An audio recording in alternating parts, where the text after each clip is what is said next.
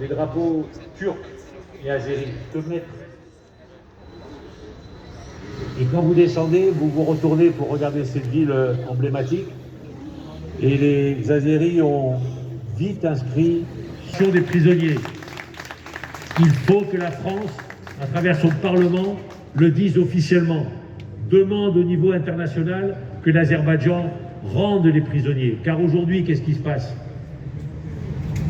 Le risque presque avéré qu'avec les prisonniers, les Azerbaïdjanais et les Turcs fassent du trafic d'organes est quasiment une réalité, car régulièrement sur les champs de bataille, on retrouve des corps d'anciens prisonniers qui ont été tués, mutilés et ensuite jetés pour faire croire qu'ils avaient été tués au combat. C'est ça la réalité de ce qui se passe dans les camps de prisonniers.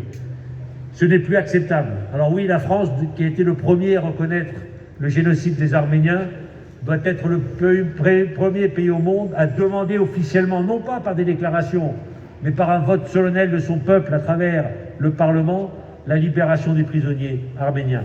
Que l'on rende ces 250 jeunes soldats à leurs familles et à leur patrie. La volonté, elle est là.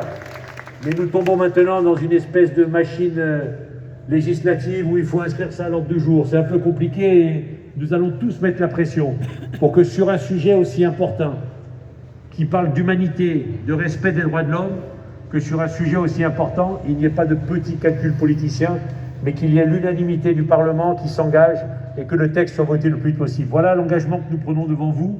C'est ça notre combat pour vous.